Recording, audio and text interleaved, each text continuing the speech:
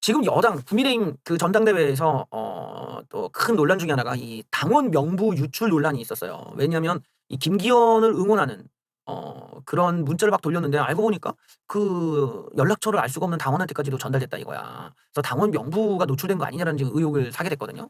지금 여당 선관위에서는 이거를 지금 자기네들이 진상조사를 하겠다라고 얘기는 했어요. 그런데 좀 웃기는 대목도 있습니다. 이렇게 보시죠.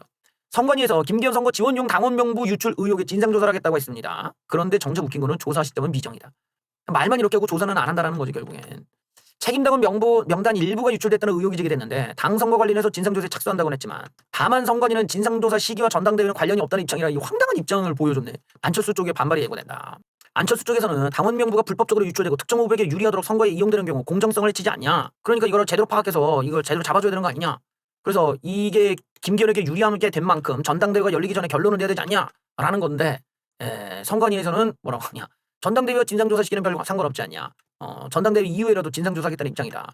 선관위가 모호한 입장을 취하는 만큼 진상조사는 더디게 진행될 것으로 보인다. 앞서서도 이준석이가 대표로 당선됐던 때에도 특정 캠프에서 당원 명부가 유출돼 이준석 비방 문자를 보냈는데 사용된 정황이 있다며 당 선관위에 수사 의뢰를 했지만 당 선관위도 정식 수사를 요청하지 않았지 그냥 우야무야 넘어가 버렸어요. 당시 선관위는 해당 명부인 개인을 식별할 수 있는 성명, 전화번호 대신에 성별과 안심번호 등만 실려 있어서 유출되더라도 정당법 개인정보보호법 위반으로 처벌할 수 없다고 황당한 설명을 했지만 유리 없는 전대응에게 찬물을 끼얹을 수 있다는 선관위의 정무적 판단이 장했던 거 아니냐는 지적이 나오기도 했다. 그러니까 이 선관위가 그렇게 중립적이지가 않아.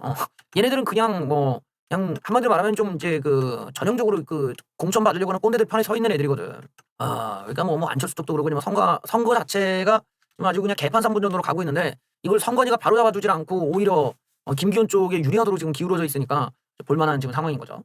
안철수 쪽에서 좀 움직임이 좀 심상치가 않습니다. 안철수 쪽이 갑자기 논란이 됐었던 이 유난연대를 또 꺼내 들었어요. 안철수는 왜 그럴까요? 안철수, 유난연대는 역사적 사실이다. 대통령과 동급이라고 생각을 안 한다. 갑자기 다시 등장했어요. 유난연대가. 안철수가 유난연대라는 표현을 둘러싼 논란과 관련해 역사적 사실이지 않냐. 저는 내가 대통령과 동급이라 생각하지는 않는다. 그러면서 대통령실, 비대위, 선관위 모두 공정하지 않다고 느끼고 윤심팔이 누가 있는지 다 알지 않냐. 나는 대통령이 윤심이 없다 말씀하셔도 그걸 믿는데 오히려 반대로 대선 후보 단일화로 정권 교체했던 그 사진을 갖고 와서 항의하지 않나. 심판은 당원과 국민들이 하는 건데 어떤 사람이 쓰러졌는데 선수 실력이 부족해서인지 아니면 너무나도 불리한 상황에서 싸우다 쓰러진 것인지 당원들이 판단할 것이다. 불공정한 환경 속에서 선거가 치러지고 있다는 점을 강조하고 있다. 이게 지금 이제 안철수 후보가 왜 저런 얘기를 하냐. 안철수 후보가 지지율이 급속도로 막 떨어졌단 말이에요. 급속도로 막 떨어지고 얘네들이 다 천하람 쪽으로 옮겨간 데에는 안철수의 큰 실수가 있었단 말이지. 그게 뭐냐면 대통령실에서 개입을 했을 때 그때 유난연대에 대해서 쓰지 말라고 했을 때 입을 벌리지 않으면 아무 일도 없을 거라고 했을 때 안철수가 굽히고 간 것에 대해서 안철수 지지자들이 너무 큰 실망을 한 거예요 지금. 그러니까 안철수 입장에서 지금 발등에 불 떨어졌다고 해서 다시 나는 그런 게 아니다. 나는 그렇게 물러서는 사람이 아니다라는 거는데 너무 늦었다라는 거야.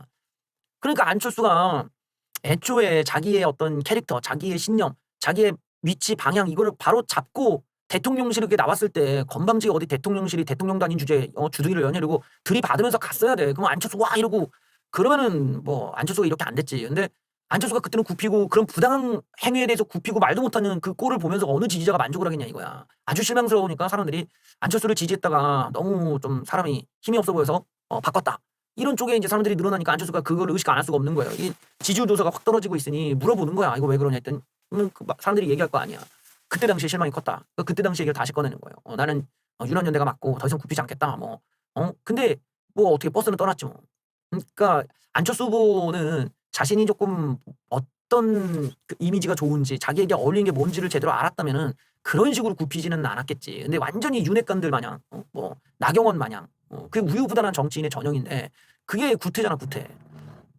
부당한 걸 보고도 입 다물고 자기 입신양면을 위해서 집단의 눈치를 보고 할 말 못하고 해야 될 말 안 하고 그리고 어디 강경파 애들 눈치 보면서 개딸 같은 애들 눈치 보면서 말도 못하는 그런 찌질이처럼 되면 어떡합니까. 안철수가 살아온 궤적이 있는데 근데 이번에 그 모습이 노출되니까 떨어지는 거죠. 안철수의 매력도가 떨어져 버리는 거고 너무 늦은 거지.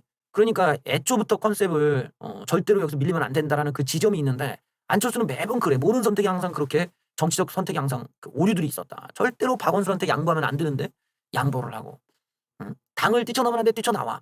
나와서 깨면 안 되는데 또 깨. 그러다 보니까 이번 경우도 자기가 불리할 만한 선거는 아니었는데도 불구하고 이렇게 된 데에는 안철수의 한계가 드러난 거예요. 왜 부당한 거에 입 다물고 있었나. 이게 이제 안철수에겐 큰 오점이 된 거죠. 절대로 그러면 안 되는 거였어. 근데 그런 부당한 것에 눈치 보는 걸 아무렇지 않게 받아들인다라는 거는 그런 건 구태 꼰대들, 정치인들 지지하는 애들이나 그런 성향이지 안철수를 지지했던 정상인들이라면 안철수에게 그런 모습을 기대했겠어요? 윤핵관 같은 모습을? 아니란 말이에요. 안철수라는 사람이 그래도 쓴소리 할 땐 쓴소리도 하고 또 편할 땐 편 들어주고 뭔가 이런 합리적인 모습을 기대했던 사람들이 안철수를 지지한 거지. 그나마 그래도 안철수가 살아온 궤적이 있으니까 그 사람의 어떤 인성, 그 사람의 업적 이런 걸 인정해서 가는 건데 정작 이런 부당한 꼴을 당하고도 가만히 있었다. 이제 치명적이죠. 이후에 유란연대 얘기하고 이제 와서 불공정하다 들이받아도 사람들은 더 이상 그런 얘기를 귀담아 들어주지 않는다라는 게 이게 안철수 후보로서 또 늦게 하나 깨달은 것이 아닌가 싶어요.